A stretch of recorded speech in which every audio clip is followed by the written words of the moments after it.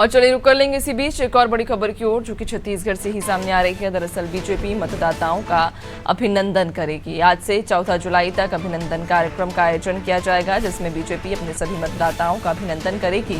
दरअसल चुनाव में मिली सफलता को लेकर यह आयोजन रखा गया है। प्रदेश की सभी विधानसभाओं में ये कार्यक्रम होगा और इस कार्यक्रम में मतदाताओं का अभिनंदन किया जाएगा। बीजेपी महामंत्री संजय श्रीवास्तव कार्यक्रम के संयोजक बनाए गए हैं, जहां आपको बता दें कि सभी विधानसभाओं में ये कार्यक्रम को आयोजित कर मतदाताओं का अभिनंदन किया जाएगा। आज से 14 जुलाई तक अभिनंदन कार्यक्रम का आयोजन किया जाएगा, जहां आपको बता दें कि चुनाव में मिली सफलता को लेकर यह आयोजन बीजेपी के द्वारा किया जा रहा है और इस आयोजन के तहत बीजेपी अपने सभी मतदाताओं का अभिनंदन करेगी, यानी कि सभी मतदाताओं का आभार जताएगी। चूंकि विधानसभा चुनाव हो या लोकसभा चुनाव हो, दोनों ही चुनावों में जनता ने बीजेपी को अच्छे परिणाम के साथ में विजय कराया है और ऐसे में अब बीजेपी अपने सभी मतदाताओं का अभिनंदन करने वाली है। ज्यादा जानकारी लेंगे सहयोगी कुलभूषण हमारे साथ में लगातार बने हुए हैं।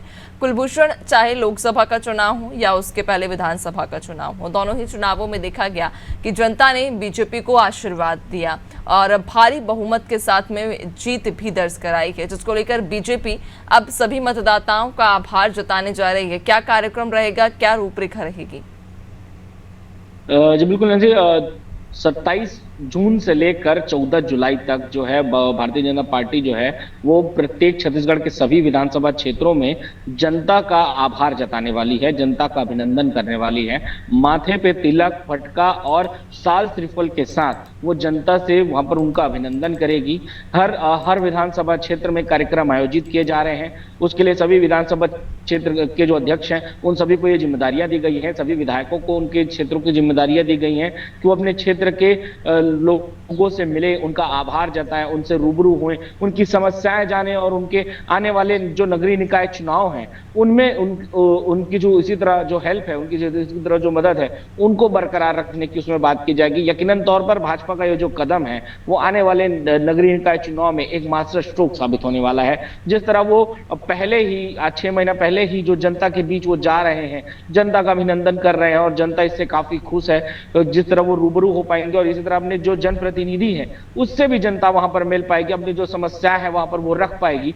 तो ये एक बड़ा कदम है, एक मास्टर स्ट्रोक वहां पर कहा जा सकता है।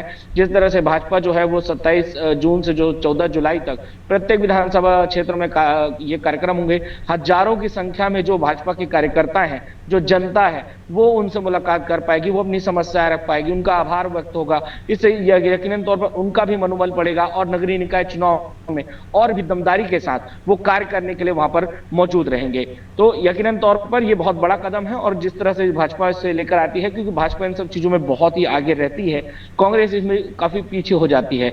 जनता से किस तरह रूबरू होना है वो भाजपा को पूरी तरह आता है। तो ये अभिनंदन जो कार्यक्रम है ये यकीनन तौर पर एक मास्टर स्ट्रोक है जो आने वाले नगरीय निकाय चुनाव में उनको काफी मदद देने वाला है। बिल्कुल, आपने सही कहा कि आने वाले समय में नगरीय निकाय के चुनाव हैं, जिसको लेकर भी अब पार्टी ने अभी से तैयारियां शुरू कर दी हैं। और जिस तरह से आपने कहा है कि बीजेपी एक वो पार्टी है जो पहले से ही अपनी रणनीति तैयार कर लेती है और आने वाले समय में किस तरह के परिणाम चाहिए उसको लेकर जनता के बीच पहुंच जाती है। बहुत शुक्रिया आपका जानकारी साझा करने के लिए।